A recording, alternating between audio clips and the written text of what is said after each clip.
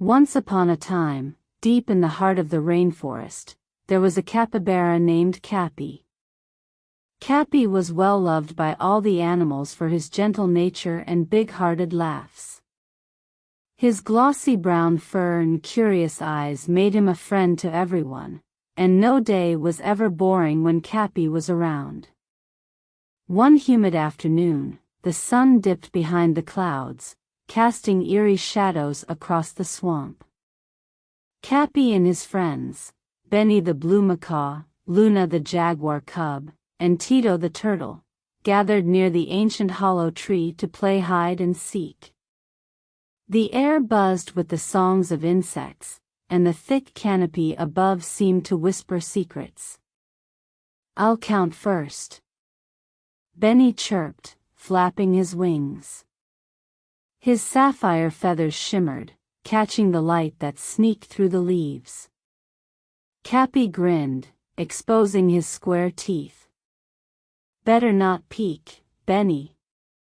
Benny buried his beak beneath a wing and started counting, his voice muffled but sing-songy.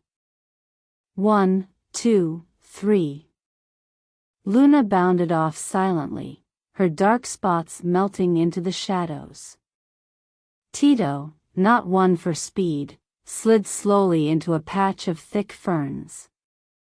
Cappy chuckled and trotted deeper into the forest, his webbed feet squelching in the mud.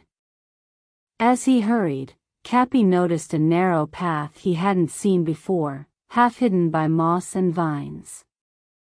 It slithered between twisted roots and led toward a part of the forest where the light seemed to darken unnaturally.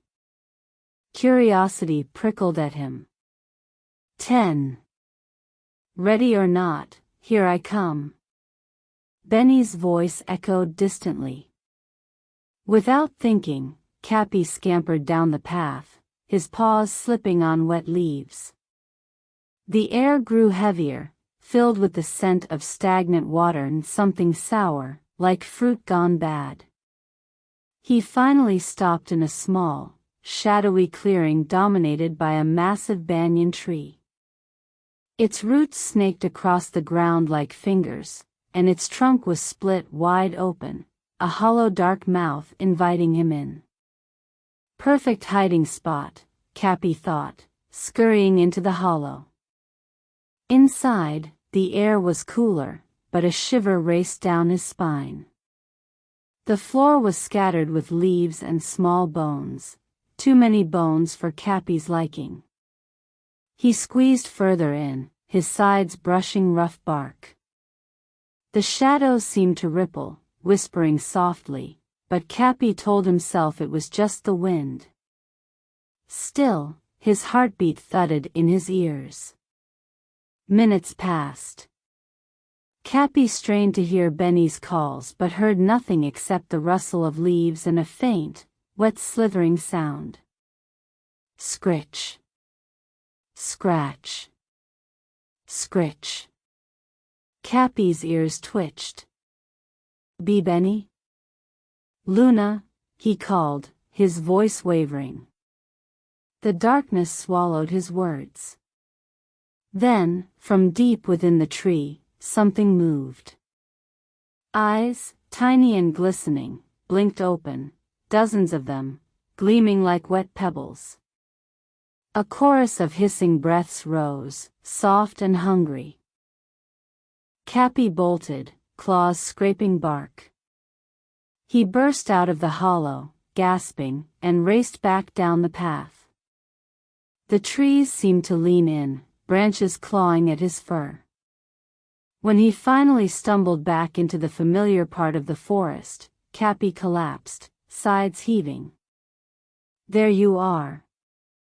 Benny swooped down, eyes bright. "I've been looking forever." "Where'd you go?" Cappy's voice trembled. There's something in that tree, Benny, with eyes everywhere."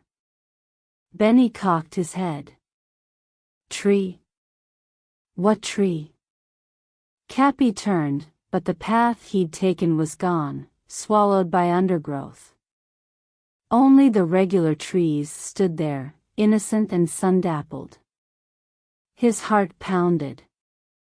Had he imagined it?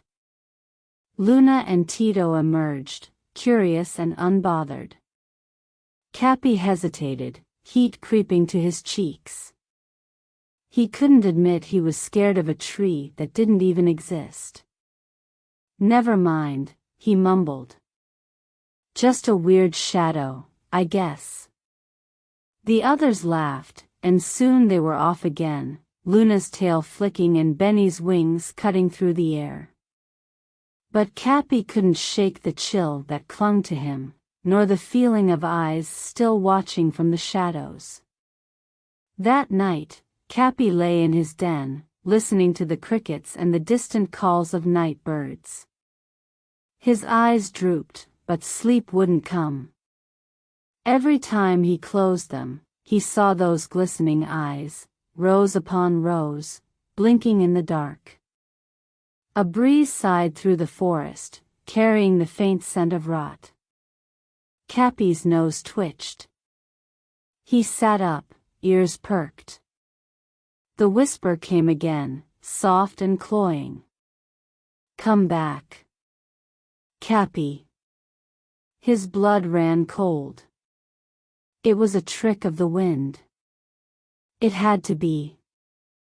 But the whisper grew louder, a chorus of sibilant voices. Shadows stretched longer, pooling near the entrance of his den.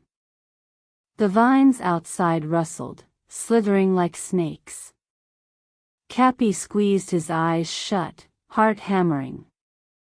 He buried himself deeper into the mossy bedding, trying to drown out the whispers. "Hide and seek, Cappy. It's your turn to hide." Morning dawned slow and gray, mist curling through the trees. Cappy stumbled outside, bleary-eyed and trembling. His friends greeted him cheerfully, but Cappy's gaze kept straying to the forest, to where the hidden path had been. "You okay, Cappy?" Luna nudged him, eyes narrowed. "Why yeah, just didn't sleep well," he muttered. But the shadows beneath the trees seemed deeper today, darker. And somewhere far off, he swore he heard that sickly whisper, sweet and inviting. "Ready or not, here we come." Cappy's days turned restless. He stopped straying far, stuck close to the sunlit banks of the river. His friends teased him for being jumpy, but he couldn't bring himself to admit what he'd seen. But the shadows never stopped watching. At night, the whispers slithered through his dreams. The dark hollow of the banyan tree loomed, filled with eyes that blinked in unison. And always, that voice, coaxing and hungry. "Come back, Cappy. The game isn't over yet." Sleep slipped through his grasp. His fur grew dull, eyes sunken and wary.